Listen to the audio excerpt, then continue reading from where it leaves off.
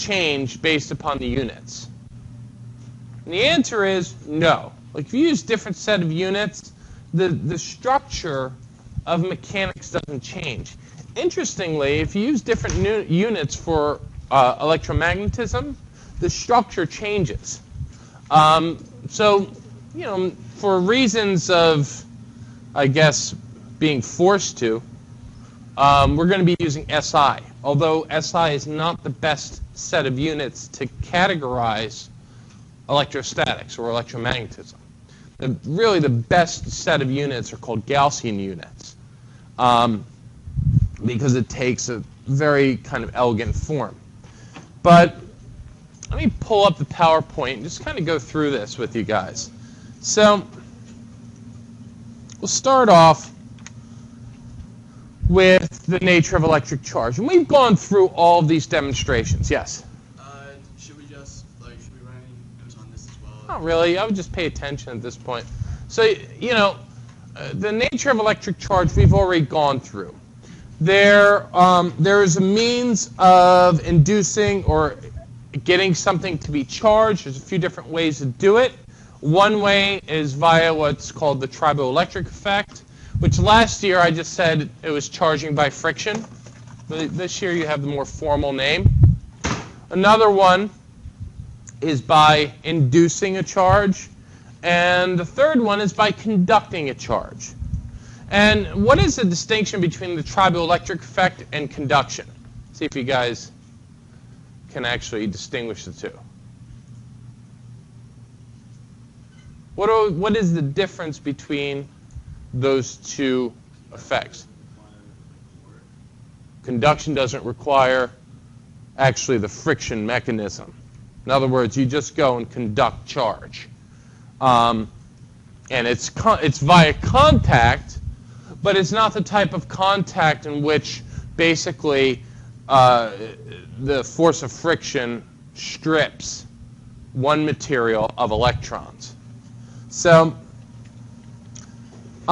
you know basically the structure of matter at this point. You've all had a course in chemistry, and to some degree it was covered last year in physics. You know, if you have any type of, generally speaking, well, at least as far as we know,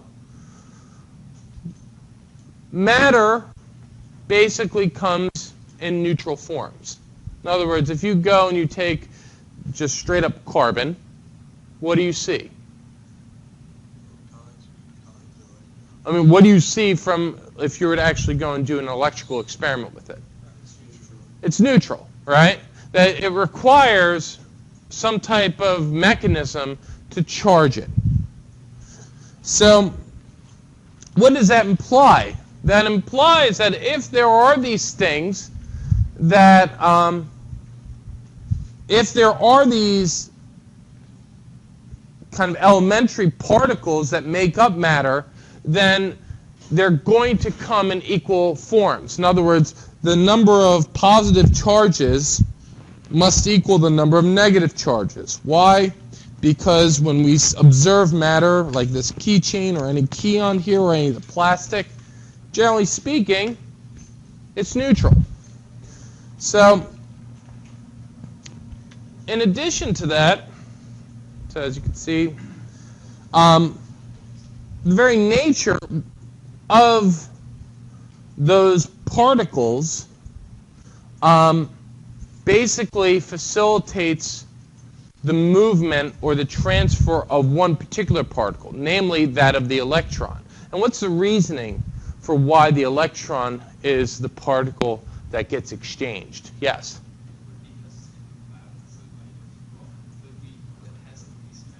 Correct. It has the least mass. By what order of magnitude? What's a lot? It's about 1,800. So in other words, the mass of a proton is about 1,800 times the mass of an electron. So in other words, what type of force would be required to move a proton 1,800 times the force that would be required to move an electron? So if you apply the same type of force on both particles, what are you going to observe? Yeah. Exactly. It's going to accelerate much greater with a much greater magnitude. So all this is the kind of trivial stuff that is not so trivial when you actually start digging into it. But it's going to take time for you guys to dig into it. You have to go through several physics courses. Conservation of charge. This is not an obvious one. In other words, it's not obvious that this quantity called charge should be a conserved quantity. One of the things that, anybody get a chance to view any of the videos, the Yale Open Courseware videos on my Haiku page? If you do get a chance, I mean, at some point in your lifetime, you should watch them. Maybe not this year, but sometime, because the guy who actually is lecturing is awesome. He is awesome. Ramamurti Shankar. He's written one of the seminal books on quantum mechanics. He's a professor at Yale, and those lectures are amazing. And one of the things he actually spends a lot of time on in the first lecture is the idea that all electrons and all protons are identical. And that's kind of interesting. In other words, like, you take any two protons that exist in the universe, and they're completely identical. Right? Is there anything that says that they should be identical? I mean, if you think about how weird this is. You take any two manufactured objects. Are they going to be completely identical? No. Yet, every single elementary particle is manufactured in a completely identical way. That's interesting. So, charge is a conserved quantity. And not only is charge a conserved quantity, but the universe behaves in such a way that charge is quantized. So what does that mean? It's what? Anyone else? What is quantization? Correct. What a quantized quantity is that it only comes in discrete chunks, finite discrete chunks. And what is the smallest chunk of charge? The charge of an electron. So this is one of those classic questions that gets asked in an exam. You're given, let's say, a charge of an electron. And anybody remember off the top of their head what the charge of an electron is? You shouldn't. Don't even want to look it up. 6.67 times 10. It's close. You're thinking of the gravitational constant. Was that close enough? Yeah, 6.67 times 10 to the negative 11th is G. So this is the charge of a single electron. And so one of the classic questions you'll be given at some point in your lifetime is, you're given something like this. I don't know, 5. You find out that some collection of charges has the following charge. And the question is that possible? That's not possible. That's right. This is not a possible type of charge, because that would require having 3 and a little bit of an electron. So it only comes in quantized charges. And now think about, how would you actually discover that? How do you discover the fact that it comes in quantized charges? Yeah, and so this is the Millikan experiment, and it's kind of brilliant. The Millikan experiment was a really, really brilliant experiment. And I actually think we have the apparatus here, but I haven't gotten it to work. I remember seeing it last year. Yeah, and basically what he did, and it's a little bit more complex than how I'm going to explain it. But basically what he did, it's somewhere in here. Oh, it looks like this is it. Yeah, milk. This is at least one piece of it.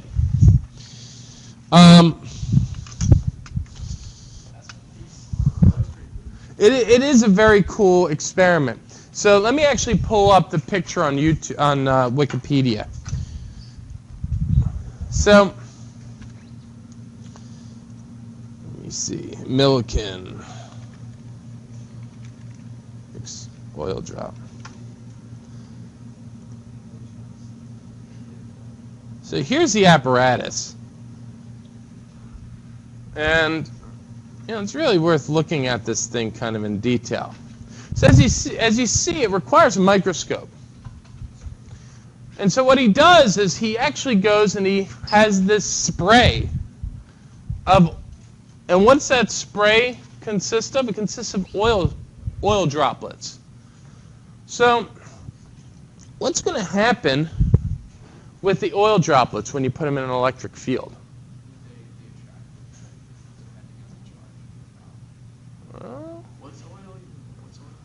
That's a good question. So now, the question is oil a conductor? Yes or no? Oh, I don't think so. All right, so you think it's an insulator, right? So is that like a thing? It's not a conductor, it's definitely insulator. It's not like... Well, let's ask ourselves, is that a thing? If it's not a conductor, it's an insulator. Yes or no? Yeah, so you have this two. Is water a conductor? Well, the answer is it depends upon the situation. Pure water is actually not a conductor, but pretty much any water that you're going to get is a conductor. And so the answer to this question is that no, there is no dichotomy between a conductor and an insulator. That actually there's a spectrum. And that if you put, let's say, a true conductor, like a metal, in an electric field, what's going to happen? What's going to happen? It's going to accelerate towards the... Well, pick up. Wait, it's electric... Be careful. What is an electric field? Let's actually go through this. Like positive here, negative here, like uniform. All right, so now, how can I construct an electric field?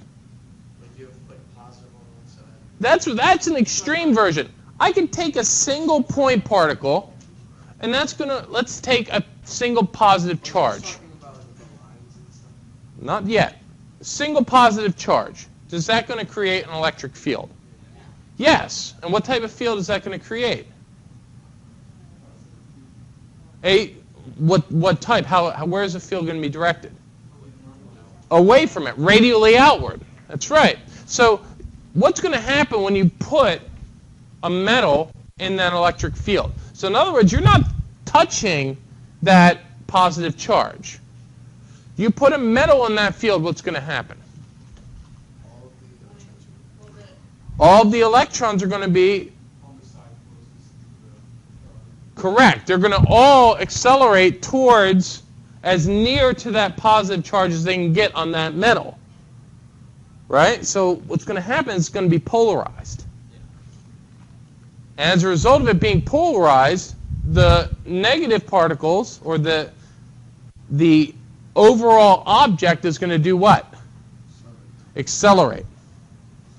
Yes? I was reading last night, but I kind of didn't understand what it means to be like polarized. Okay, so what it means to be polarized is precisely... Like positive and negative charge. That means... So here, I'll just draw this out. You have this positive Q. Ah! So here's this Q.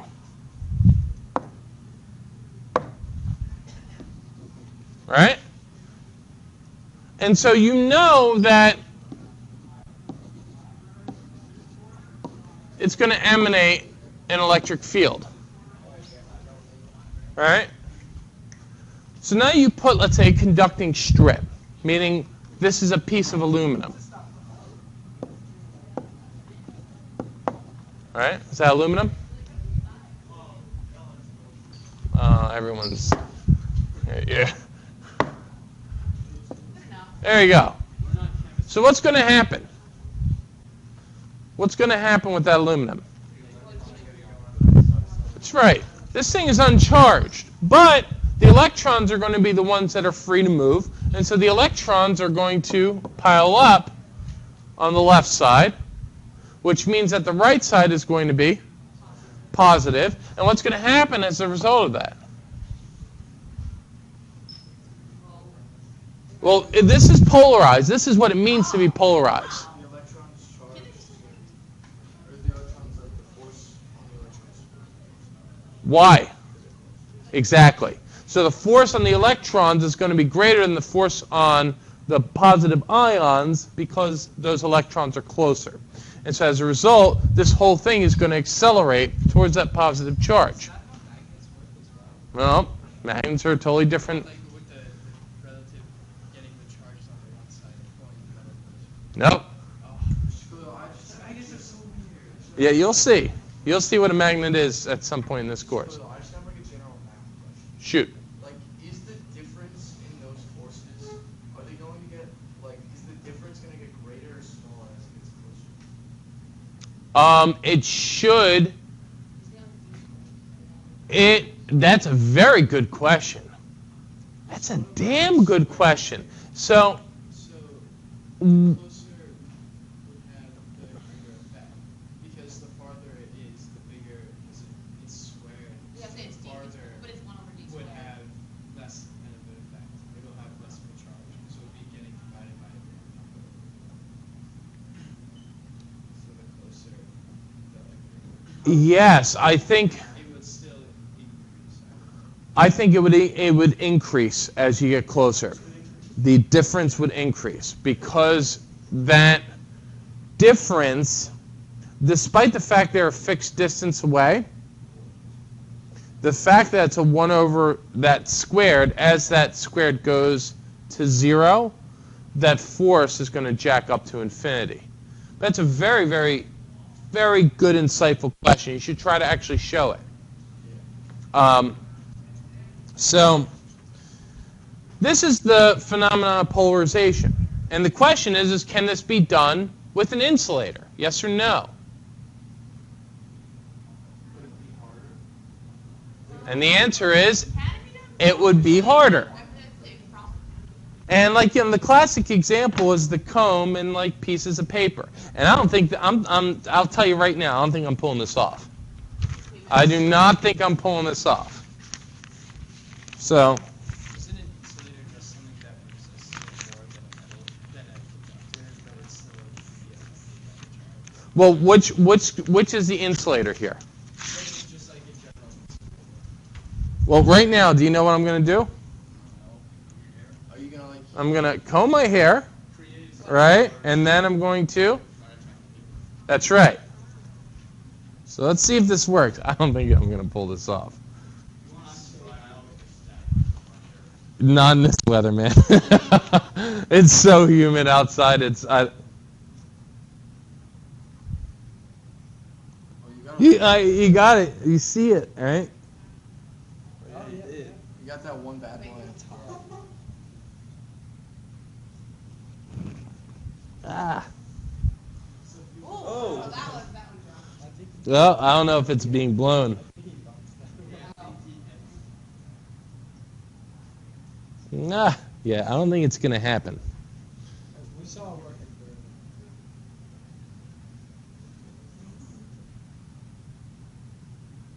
Why are you?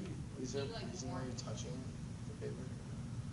Well, I want to try to polarize it. No, I mean like before you combed your hair when you're like pressing. No, I'm just trying to Yeah. make sure they're neutral. So you can see, like, there is something, but it's not strong enough to pick it up. Why? Because of the humidity. That's why it's just terrible to do this in this type of climate. Although, maybe I could do it with something else. Van de Graaff. Well, I could use the Van de Graaff.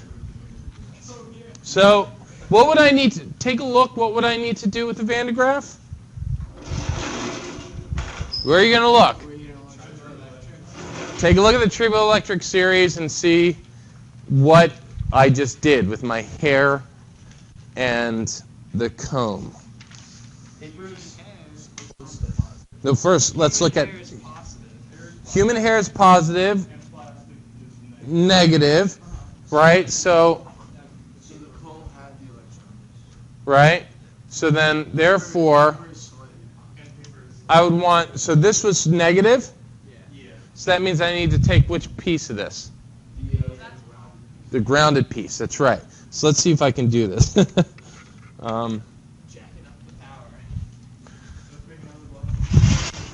Right. And someone plug this in.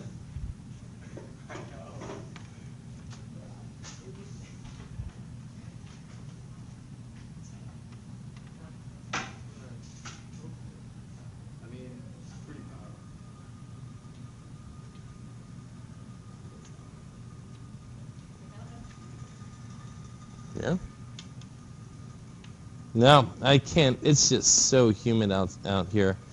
But I think you got more with your hair. Yeah, what I'm wondering is, could you kill it, turn it off? Now, like, give me 1 second, Zach. Because, all right, now try it.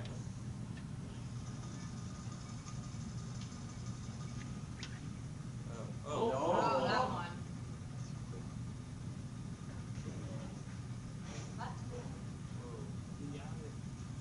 So,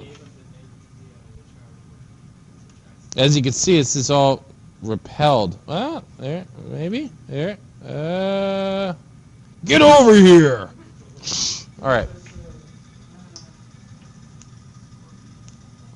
You can kill it. So, yes. So if you just left that metal piece that originally was grounded, that's not building up the charge, right? It only, like... That metal piece that's grounded, it's going to build up the charge, but in this room, forget about it. It's going to build up a charge, but it's just going to leak. So, and in fact, see those edges? They're going to leak better than this. Why? That's right. So in other words, this is why lightning rods work. This is why you put a lightning rod on top of a building. What's going to happen? It's going to continuously leak the excess charge buildup or the charge differential buildup. Oh, because it's skinny? It's skinny, exactly. So what I want to show you, first there's electric field, and I will get back to Coulomb's law, or the details of Coulomb's law, in a second. What I want to talk to you guys is about field lines. So, and this is kind of totally new material for you. So, what are field lines?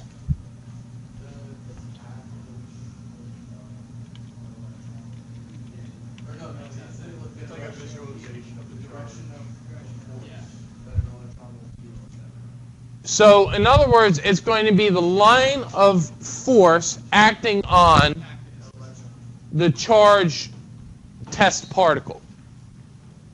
So, first, does everybody have an understanding what electric field is? What is the electric field? Let's actually go over this before I jump ahead. What is the electric field?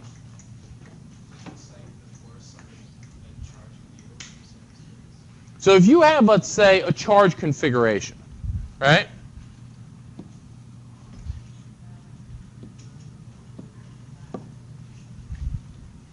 And I wanted to know the net force of these charges on a test charge. Well, does it need to be positive?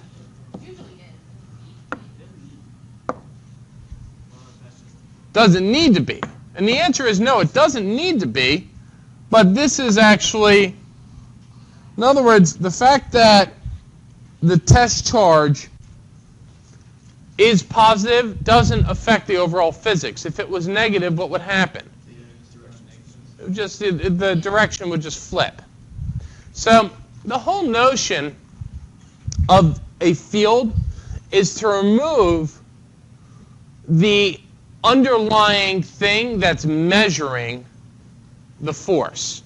So in other words, if you're looking at, let's say, gravitational fields, the gravitational field is what any object put near the Earth, or the Earth's gravitational field, is what any object near the Earth would feel, right?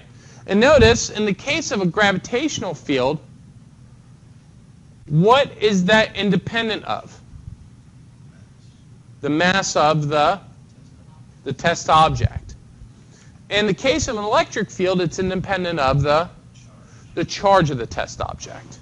So what that means physically is that E is defined as the force acting on a test charge, right, divided by the test charge.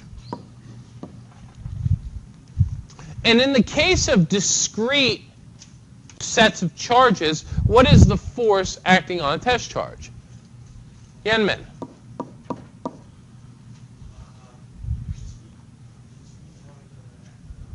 Yes, like for instance, this charge configuration of 4 charges. How would this affect some test charge Q0? Can you do like almost center the mass with those 4? Yes, but we'll get there. Yes.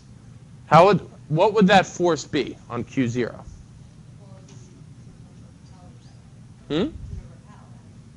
No, I'm asking you to actually outline Coulomb's law here. Yes. Okay, but now we have to be a little careful. So it's going to be the sum of K Q0 Qi over what? Which R?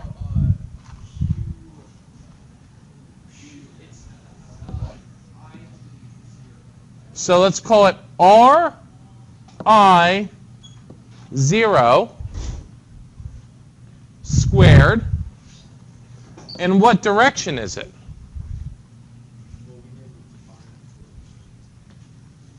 It's independent of a coordinate system. What direction is that force? So for instance, what is the direction of the force of the Q1 on Q0? It is the line that extends from Q1 to Q0. And that's called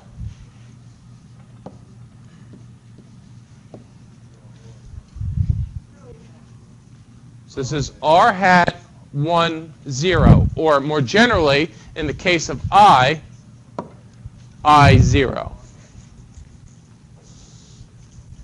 So what does this mean? Let's actually go and take a very simple example.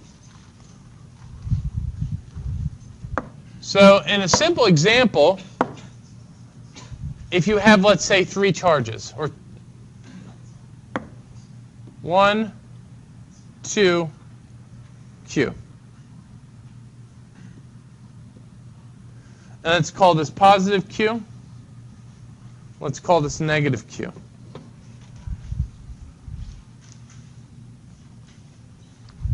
And this is Q1. And this is Q2. Okay? Let's write out Coulomb's law. And what I mean by writing out Coulomb's law, I mean actually just doing an FBD on Q0. So where is the force of Q1 on Q0 directed? Which way? That way. This is going to be directed this way.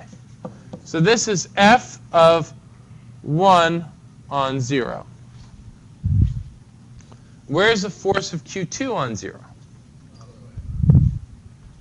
That way. So this is f of 2 on 0. Now let's see if this is consistent.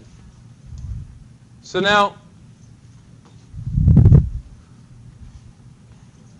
f of 2 on 0 is equal to what? It's equal to k times q0 times, what's q2? Negative q,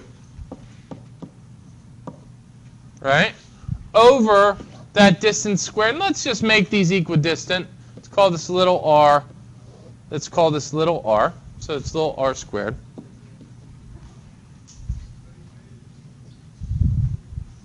All right. And in what direction is it?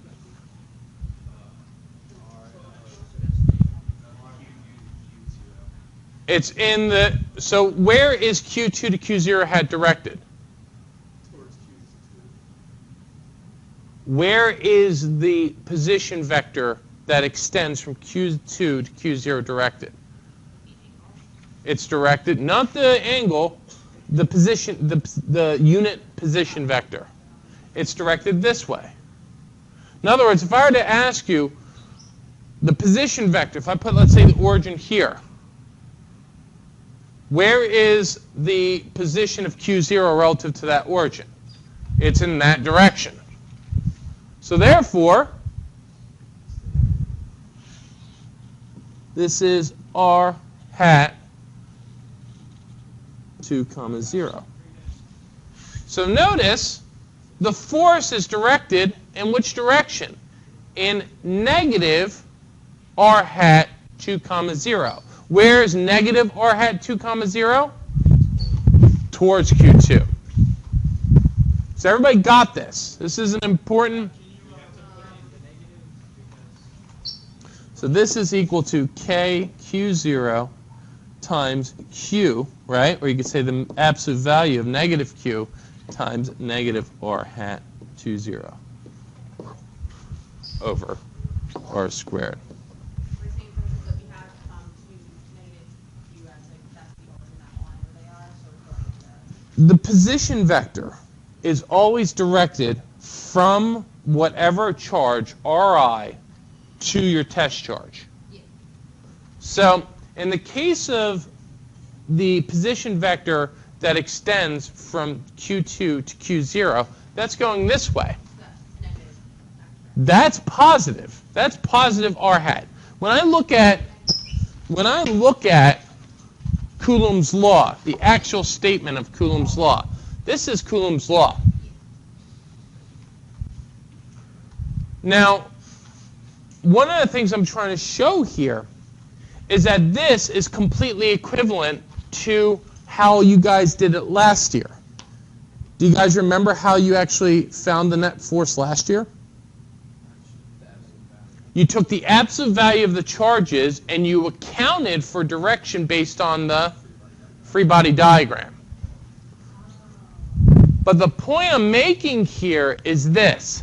When you go into your next physics course, this is the starting point. You no longer deal with this absolute values. So it's important for you guys to understand how they're equivalent, because you're going to be dealing straight up with vectors. Notice in the case of r f of 1, 0, where is r hat 1, 0 directed? Hyunmin. That's right. It's directed this way. So notice you get k q0 times positive q times r hat 1, 0 over that r squared. Notice in this case, this is a positive charge. So this is also equal to k q0 times the absolute value of positive q over r squared r hat 1, 0. And so what this shows you is that this is going to give you, this is going to be completely equivalent to the following.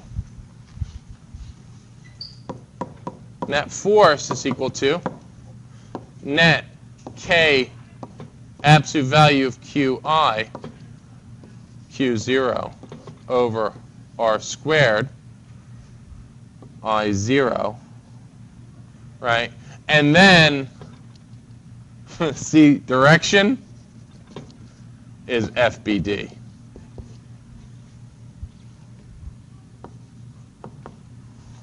And it might be worth actually doing this in one dimension, going through a full one-dimensional example like I did last year. I don't know if you guys remember this. I think I did it in your class, but maybe not your class. Because it was one of those things where one class had more time, they got a slightly different treatment than the other class. So, to illustrate this, what I'm going to do is 1, 2, 3. And just for simplicity, I'm going to make all the distances the same. So here's Q0, here's Q1, here's Q2. I'm going to make this negative Q, and I'm going to make this positive Q. Oh, is this where we're No, this isn't quite that. This is actually to really hammer home the actual Coulomb definition of Coulomb's law, or what Coulomb's law says. So,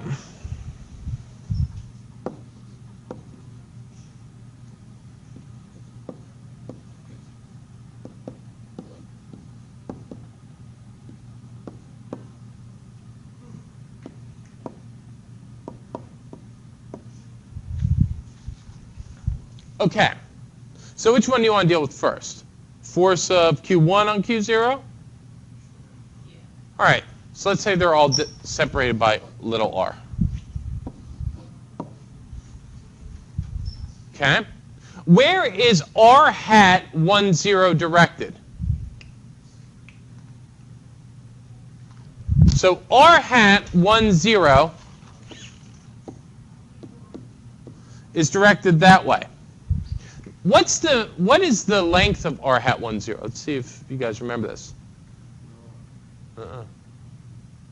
What's the length of r hat 1, 0? What is that called? A unit vector. It's 1. And it's not 1 meter, it's just 1. A unit vector has length 1. And all it does is it's telling you direction. Wait, you made that a unit vector, right? No, this is Coulomb's law. This is Coulomb's law. A unit vector, isn't that when like, you take something and divide it by its magnitude? Correct. When you take a vector, r, and you divide it by the magnitude of r. So that way, all it's telling you is its direction. And remember, if you want to multiply, if you want to preserve the value of anything, you multiply it by what number? 1. Hence the unit vector. So what it does is it gives this scalar quantity a direction without changing its magnitude. So r hat 1, 0 is directed to the right. Where's r hat 2, 0 directed? To the, excuse me, r hat 1, 0 is directed to the right. R hat 2, 0 is directed to the, really? Yeah, to the right. Wait, to the, r hat, that's right, r hat 2, 0 is directed to the right. That's right. So they're in the same direction. Should I put Q0 in between them to illustrate this? Just leave it. Okay. So that means these guys are in the same direction. So therefore, the net force on Q0 is equal to K times positive Q times Q0 over 2, that'd be R squared. Good. Yep.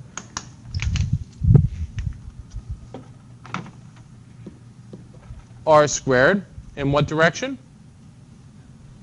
And r hat 1, 0 plus k negative q, q0 over 2r squared in what direction?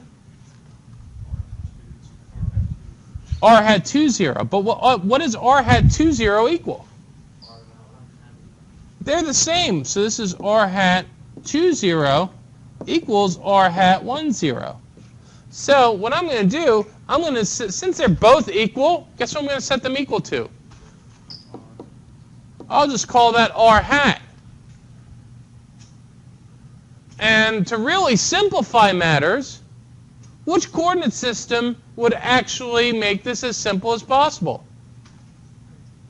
One in which I set my origin where? At Q2.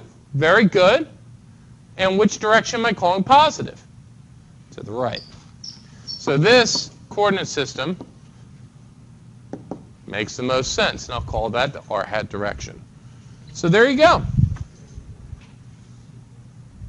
And so this becomes, instead of r hat 1, 0, just becomes r hat. So this is the proper way of dealing with electric forces. And this is, you deal with electric forces this way, it will serve you well all the way through grad school. Yes? I still didn't catch why both the R1 and R2 are acting on the same direction.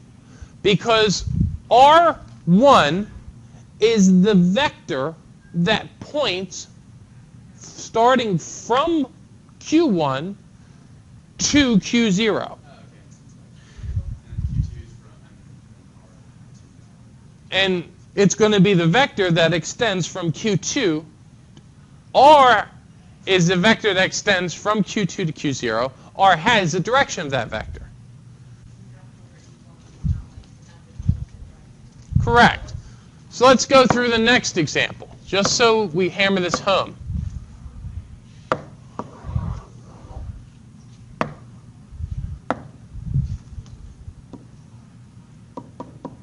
And so in this case,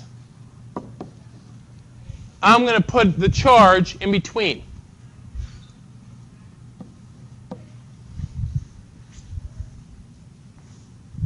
Damn it.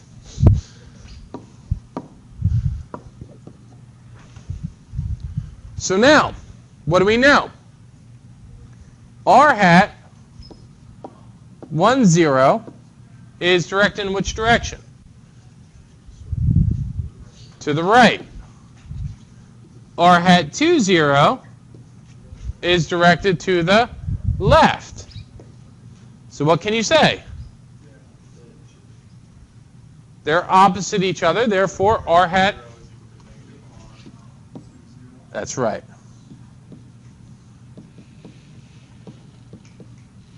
And so now what we have to do is pick a direction. So pick a coordinate system. So where do you want to put the origin?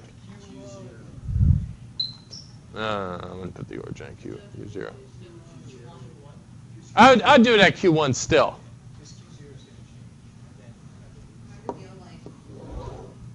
So this is what I'd call positive R hat. Yes?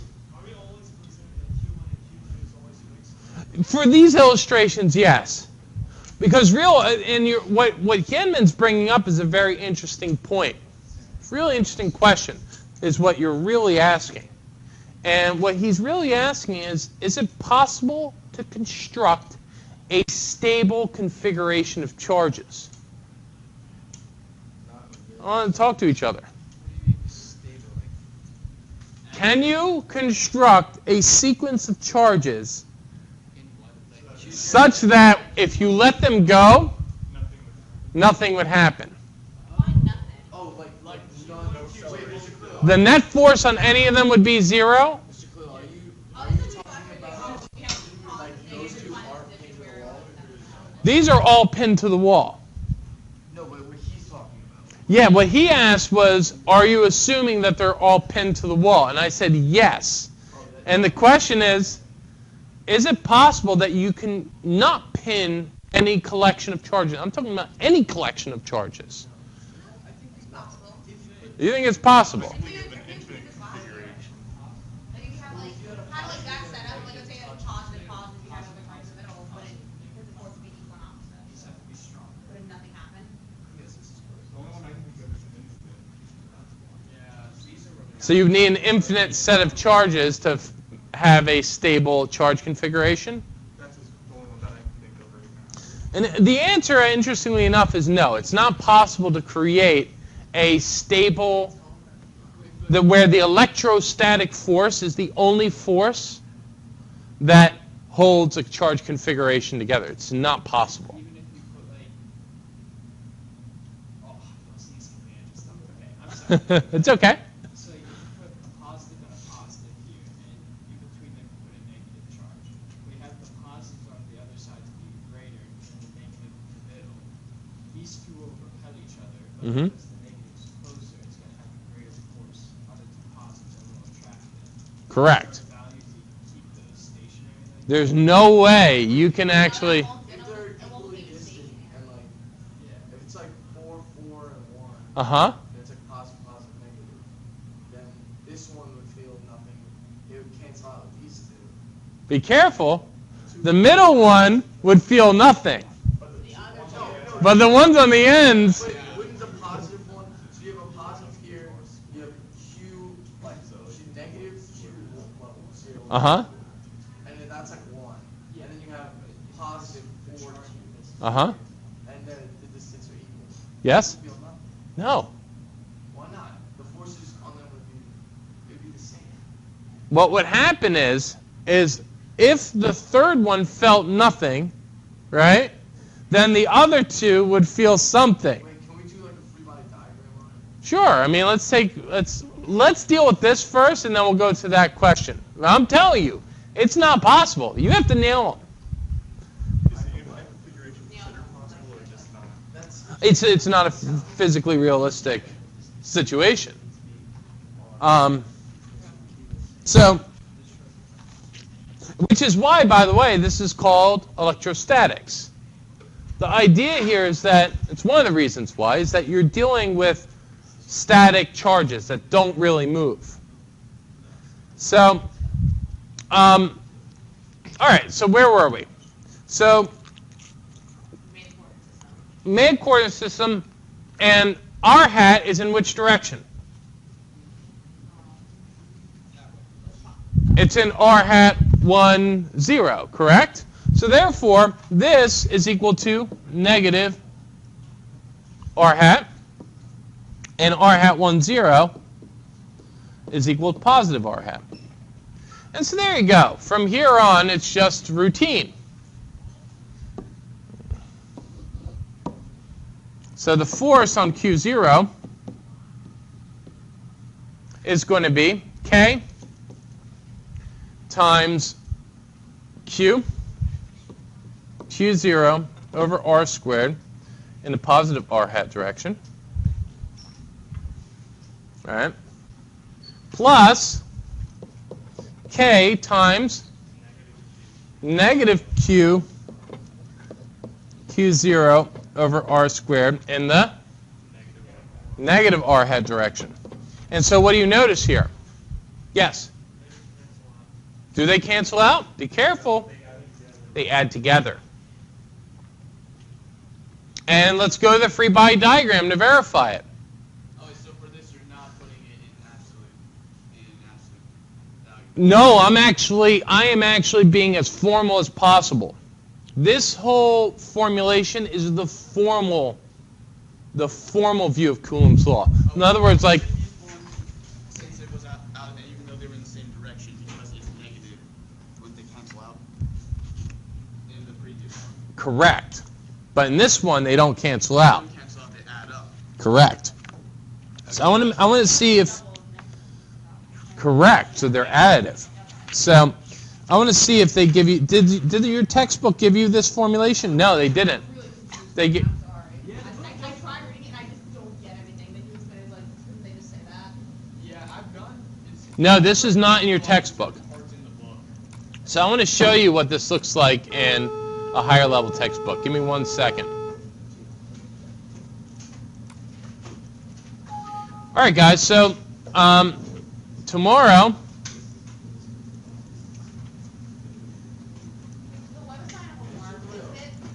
one second. I want to make sure I show this to you.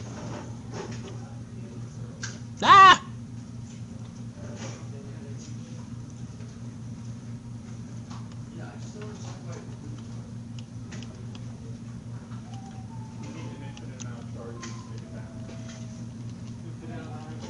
All right, 1 second.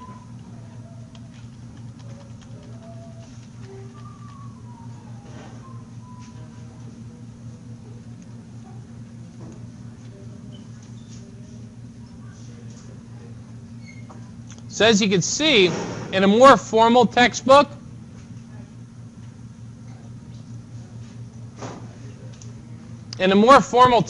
this is how it's defined. So, For the website, is it on the first 2 readings and like the 3 package, or like? Pretty much. I didn't go through all of it. I just like saw like the first like question. the first set is more of a review. That's what I saw. I saw that. I didn't. Later. What do you think? Hey, I don't think Talk about this next time. I'm just so confused to why it wouldn't work. Because like if you do the math for this one, these two are gonna cancel out. Do the math for this one. They're not going to cancel out Why wouldn't they? because. So let's take a look.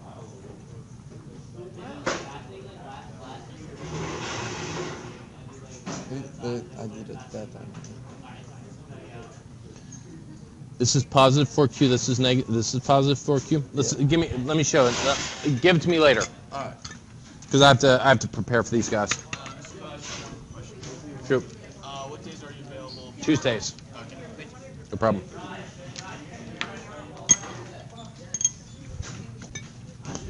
All right. Could you guys take that overhead? Where did we leave off yesterday? Can I use the restroom really quickly? Don't ask. Just go.